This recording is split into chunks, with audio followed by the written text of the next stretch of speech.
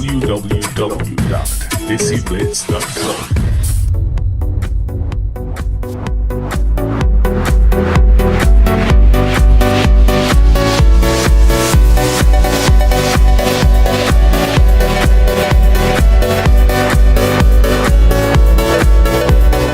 Hi, this is Ziyad Rahim for news, gossip, and gupshup.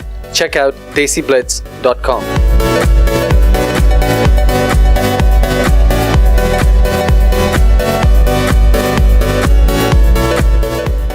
When I was 5 or 6 years old, that's when I joined HSN College, and sports was compulsory as part of the curriculum, and that got me into different sports, including running.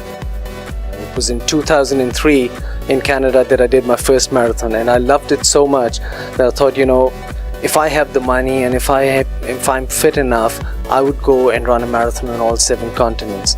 And it took me 10 years to complete my dream. How do you prepare both mentally and physically? Well, some of the things you can't prepare. Like I live in a desert and I live on sea level, so the temperature is about 25, 30 degrees, 35 degrees. So there is absolutely no way I can prepare for races for Antarctica or for the North Pole.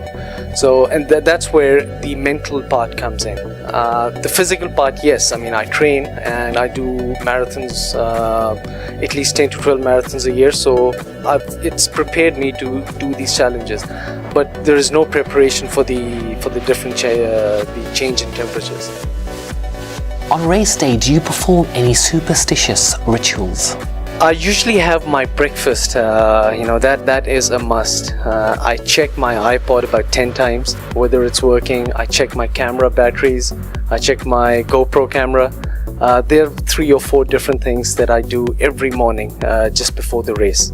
Which has been the toughest marathon for you and why? I think the toughest would be the Marathon des Sables. It's a 250-kilometer race through Sahara Desert. It's a stage race, so we have to do about 50 kilometers every day. So it's primarily running a marathon a day for 6 days in a row. And the hard part about that is it's a self-sufficiency race. So I had my food with me, I had my stove with me, and everything that I needed for the race, like my blanket, everything, we had to carry ourselves. And there were days where we encountered sandstorms. We slept in makeshift tents, and it was by far the hardest but the most rewarding race ever.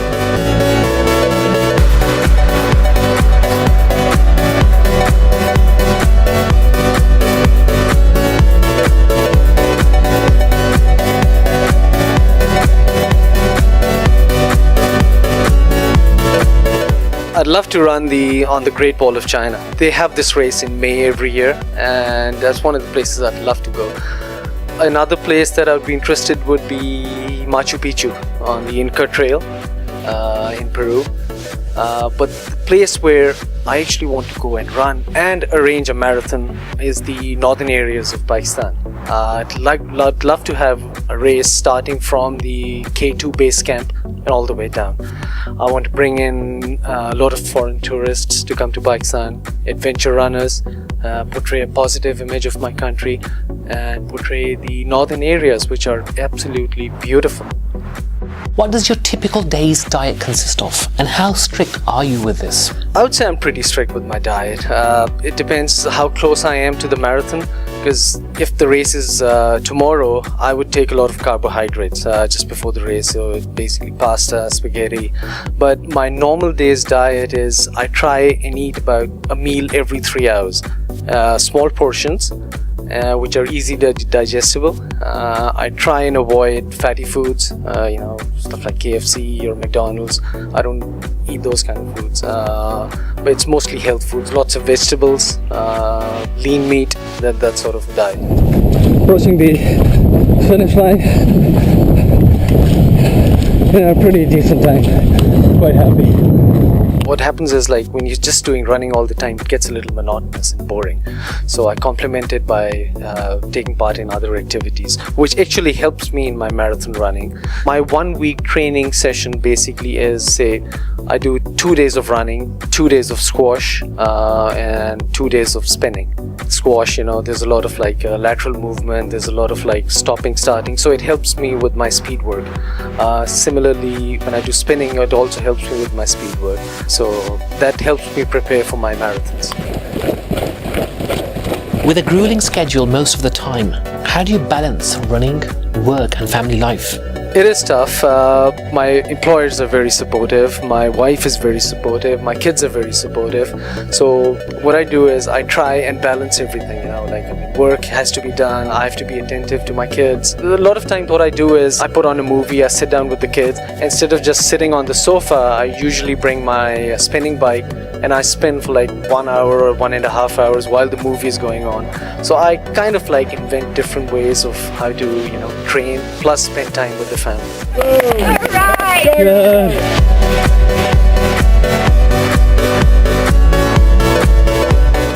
Why have you chosen to run for CARE Pakistan? I think CARE is doing a wonderful job in Pakistan. The whole idea about raising funds is to educate the poor people. Now, I believe there are about 9 million children who don't have any basic education.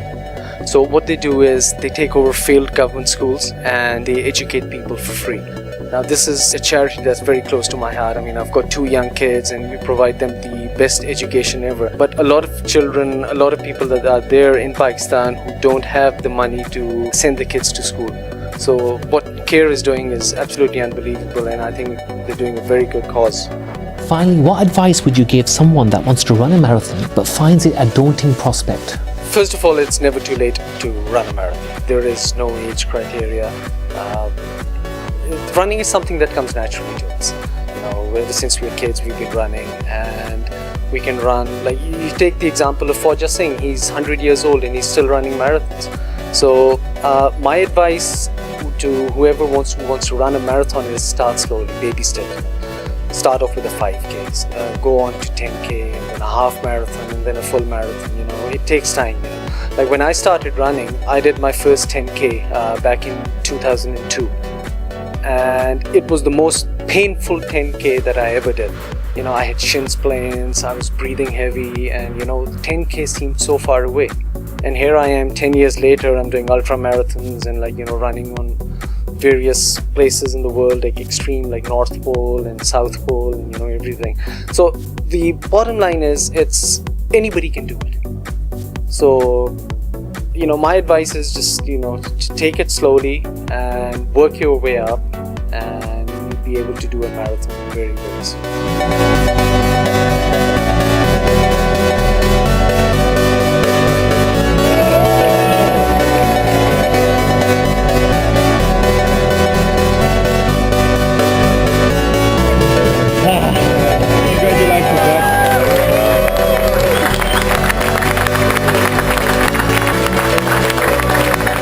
The last couple of months he's been running marathons and all the continents, and then finally up there he had his easiest one. Yeah. The last 43 days I think was it? 42. 42.